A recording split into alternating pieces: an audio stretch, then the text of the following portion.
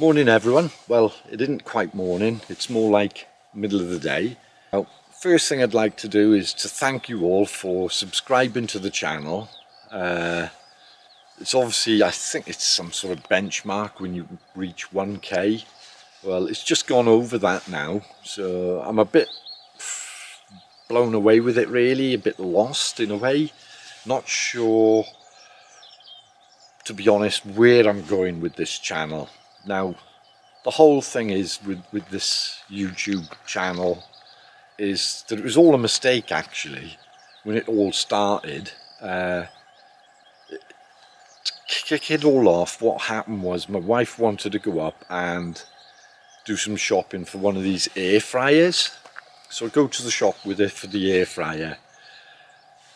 Now when we get there, we realise they were a lot dearer. Have we done research on air fryers? Which one are we going to get? Well, we weren't sure. So she decides she wants to go and have a look at some printers.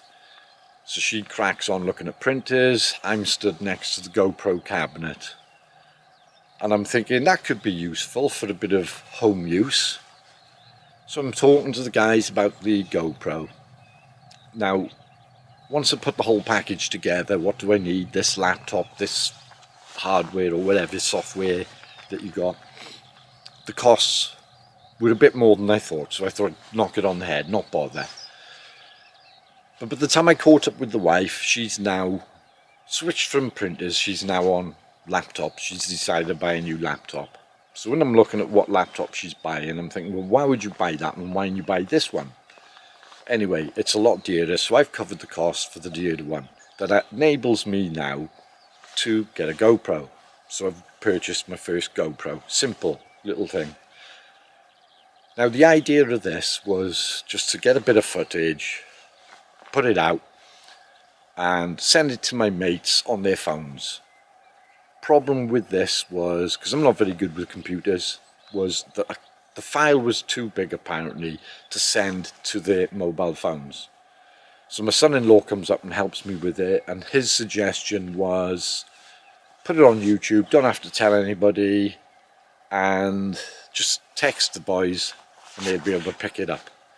Now this is only 1 minute long, it's still on the channel, it's the very first video, and it was just to the boys, it was a bit of fun. Within 15 minutes it had 4 views, and I say to Kaz, well, I haven't texted anybody yet. So this was basically the start of YouTube for me, and it just sort of moved on from there, and I found myself having to learn the computers, learn photography, editing, the whole package. So it's all been learning, but the intention was never a channel. It was just something to share with the boys and for me and my memories. So yeah, a bit blown away. And the thing is, I don't really know where I'm going with it. Sometimes I'm going out and I want to do videoing. Sometimes I go out and I just want to share a moment with the boys and fishing. So it is very awkward. So what I'm saying is I can't guarantee to you that I'll be posting something every week. I want to find a nice balance so that I can enjoy it and hopefully that you enjoy it. But I will get a bit of fishing in today, put something on here for you. But most of all, thank you for everything. Thank you for watching the videos and subscribing. Brilliant really. But for today, the conditions, it's an unusual day. We've had all this cold, windy weather for so long, and today it's quite still. It's a bit overcast now, there's a good bit of sun, and the water is dead flat, and for this water to be this flat at this time of day is just weird. Now you can see there's a lot of fish moving. That doesn't mean it's going to be easy fishing, because you can see these fish moving out there. I think it's going to be quite tricky. Now I've taken a shot earlier of a blackthorn. There's a good few blackthorn coming off. So if you check this out, right, I've zoomed in on a blackthorn on the water. There was a few of them on the water, and it's gone quite a distance. And with all that activity, I thought something's going to come up and go back down in a minute, and I'll have a nice shot of it. Didn't even touch it, didn't touch the blackthorn, and all the blackthorn that are going around out there, they're not touching them. They're so fixed on to what they're feeding on that nothing else out there it's just not happening. So I know when we're going to be fishing this, we've got to be on it. What I've done is I've set up, obviously the dry line, I've gone with my 5-foot intermediate braid and a size, what is it, it's a size 14 red buzzer. I quite like the red buzzers. I have more on them than most, and I think it just gives you that confidence. If it was more that I started out with more of the black, then it'd probably be black, but it gives me confidence, and that's most important when you're out on the water, to have that confidence with what you're fishing with. So that's what I'm going to start with. I don't know how the day's going to pan out, but we'll just do a bit of fishing and just enjoy the moment.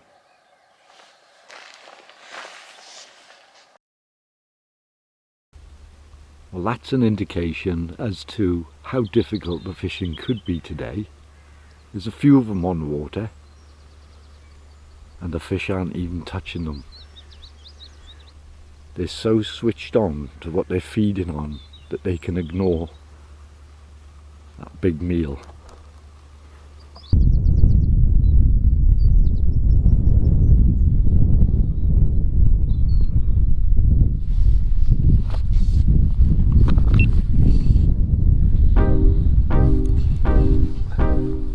That's the first fish now on the buzzer.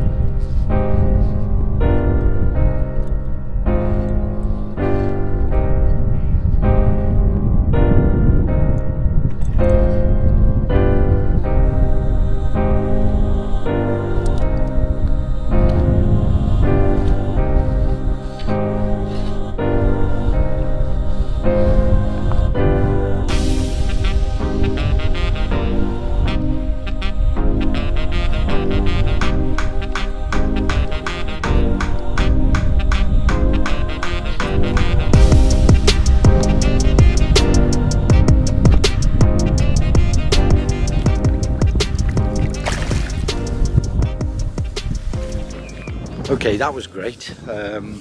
2 fish. I did pick up one. It was no more than about a foot deep. Put it in and felt the weight of it, but no luck. But 2 fish so far, that's pretty good. Again, all I'm doing here is my normal method of fishing a buzzer is, at the moment I've got my 5-foot intermediate braid. I was using something like a 7-foot tippet or so, 7-8-foot tippet on the end. But when I'm fishing this area, I know by looking at the bank that the water over at that side there is about 10, 11 foot deep.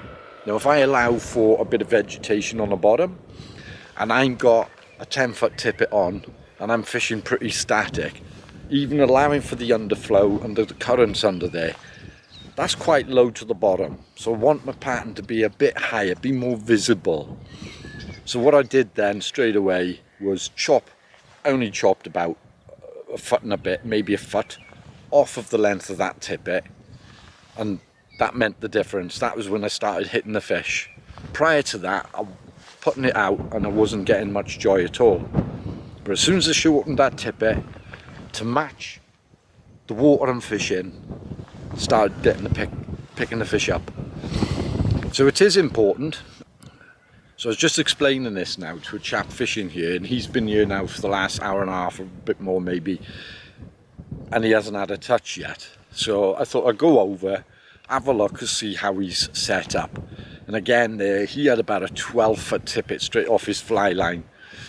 So what I've explained to him as regards the depth of water is, it's just common sense really.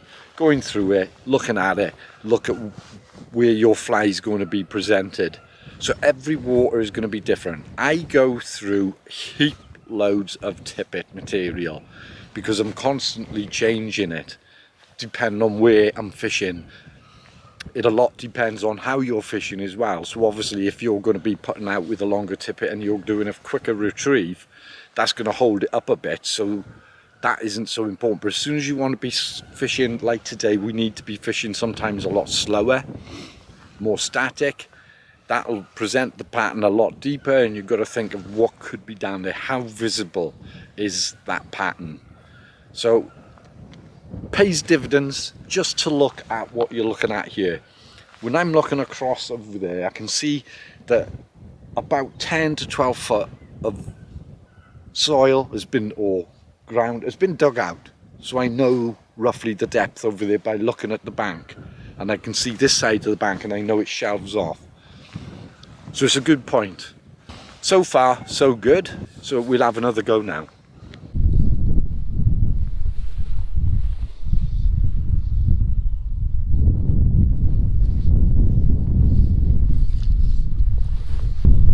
Again, why I'm kneeling down, I know there's a good bit of wind on the surface there that'll hide me a bit, but at the moment I'm just feeling that bit better, lower profile, just keep out of sight a little bit more.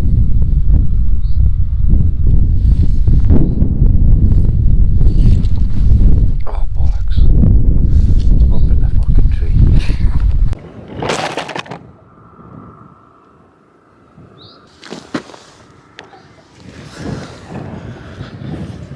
Okay, mate. Your camera got blown over. What did it?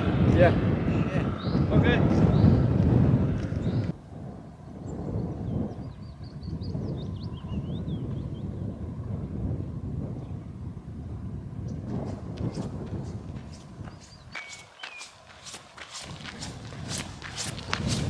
Okay, appears like the camera took a tumble in this wind. Wind is picking up a good bit, and this is where it gets very difficult. The cameras, certainly on these tripods, I got weights that I can weight down with, but it's damn awkward. I don't know if you've seen it there now, just what was happening. Got a lot of vegetation quite close to the back cast. I'm aware of it. You get away with it most of the time. I did get unlucky, hooked the bloody tree. So I climbed the tree, get my buzzer back, and while I'm up there, came back with one of my little squiggly wormy things from about 3 weeks or more ago, maybe a month ago. I thought, it's too high up that tree, I'm not going up there, but I thought, bugger it, I'm going to get my buzzer. While I was up there, within arm's reach, got a little stick, reached it, got my pattern back from the other week. So I've got to sort this stand out, it's wobbling a bit with the wind.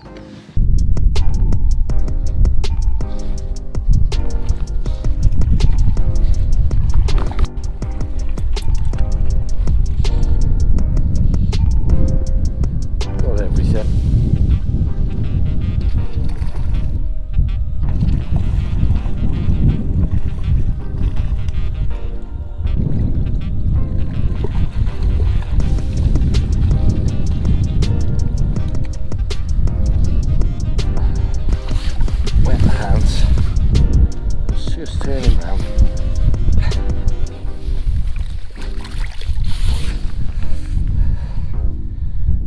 shallows.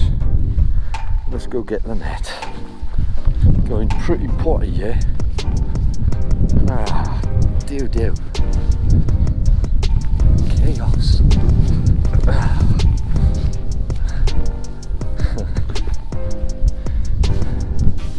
Yeah, one net. Do you know, I totally forgot. This is when you got a bad memory. These things happen. Okay, don't know if you've seen that. Hooked into the fish. First thing, look for the net. The net wasn't on the back. So to get the fish in without the net, you can do this. I've done it a lot on the rivers with the salmon and all. You can get them in on the shallows. There was a bit of a rock there. Fish was nice and calm. Unhook, release it, no problem. And then thinking, oh, where's my net? Thought I'd left it down when I'd gone for a cup of tea. I was on my way down there, getting down there, and then realised, oh Christ, no, it was up the tree, wasn't it? When I climbed the tree, take the net off, because I've climbed the tree before, forgot the net was on my back, got stuck in the tree with my net on the back, got tangled up. So yeah, it was up there, so at least back to square one, back on the water.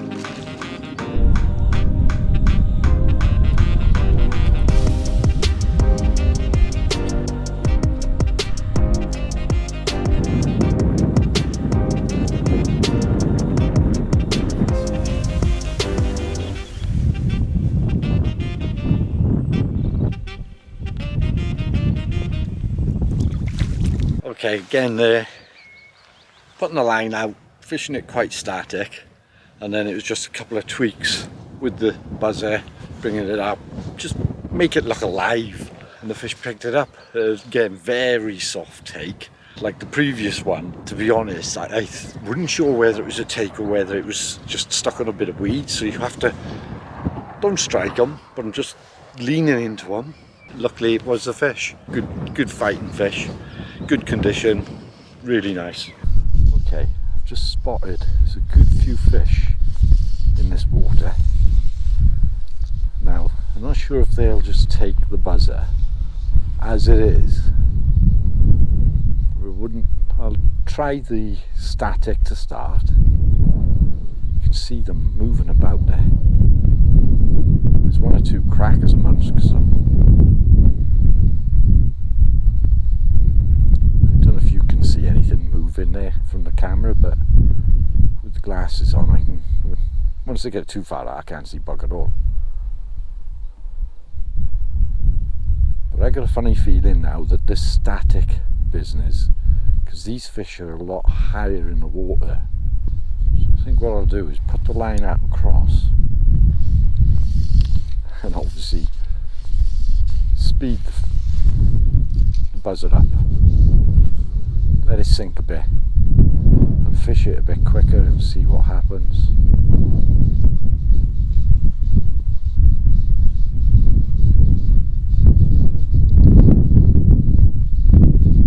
Yes, there you are. So that is a case of when you gotta move a buzzer sometimes a bit quicker. Now these fish don't realise it's a buzzer. As I said before, no one's told these fish, but it's a little bug shooting across the water, and they just want to have a go at it. I tell you, it's hard fighting fish. See if we can get him in.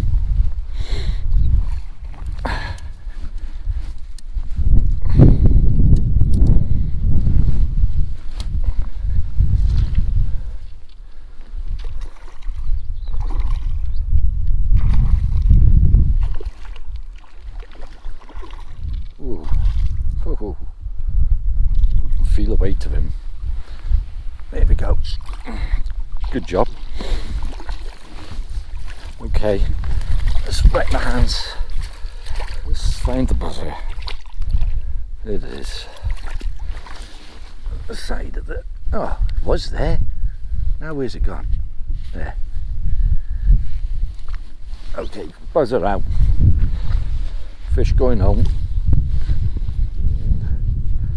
Go on then, off you go. He just sat there. Yeah, well, what do you think? This is comfy? Do you want to go? Lovely. Okay, I don't know. We'll try putting that across this water again once more. See what does happen. Say we'll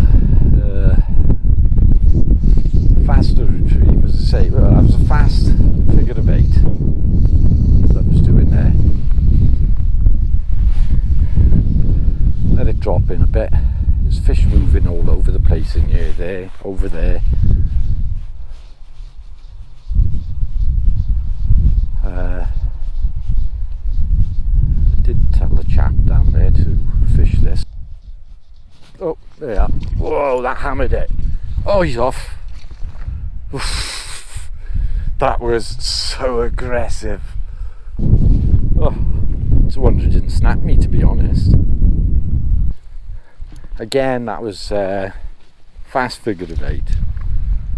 As I say, I think if I'm trying to present this buzzer as you normally would here, I think, you know, I would struggle. You know, they're in that top couple of foot. You can see the way that fish is moving. They're a bit excited. They're switched on to chase. They're moving a bit quick.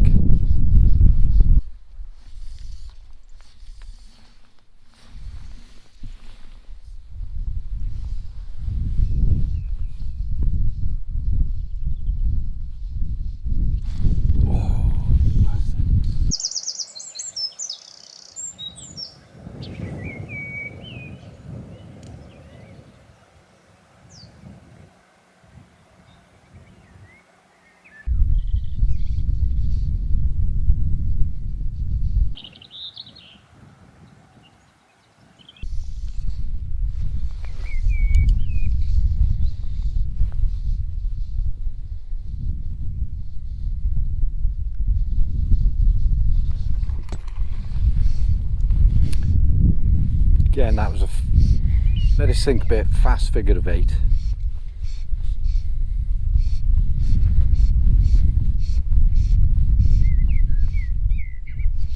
Whoa. Oh, he was ripping that.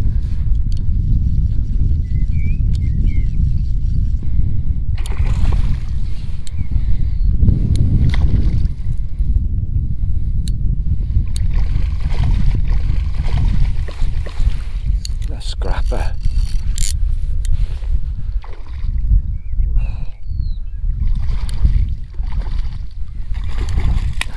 Oof. Okay, we're in the net, safe. Have a look at him. Oh. There's the buzzer.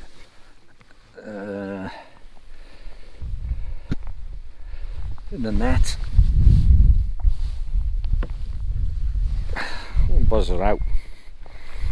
And we let him go. Nice fish again.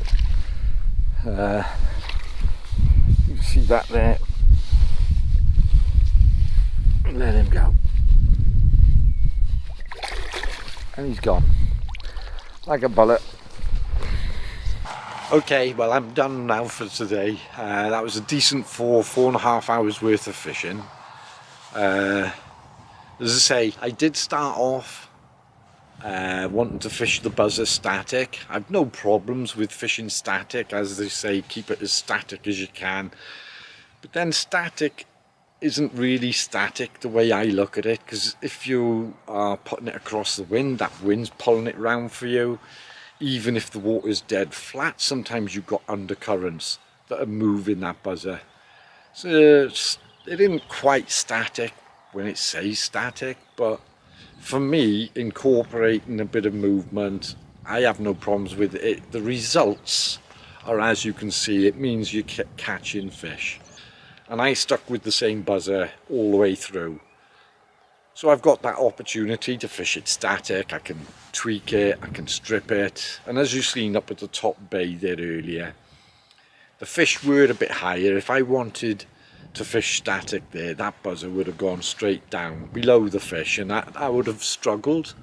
So it was a matter of either putting on a very short tippet or bringing it up by moving it a lot quicker. So, and it worked. So it's about finding things that work and not stick to routines. And sometimes you've got to bend the rules a little bit to get the results. So it works for me anyway. But the wind's picking up a bit, the temperature's getting a bit colder, and as I say, I'm done for the day. So I hope you enjoyed the video, and hopefully it won't be too long before I'm back out on the water and bring you another video. Thanks for watching, and take care.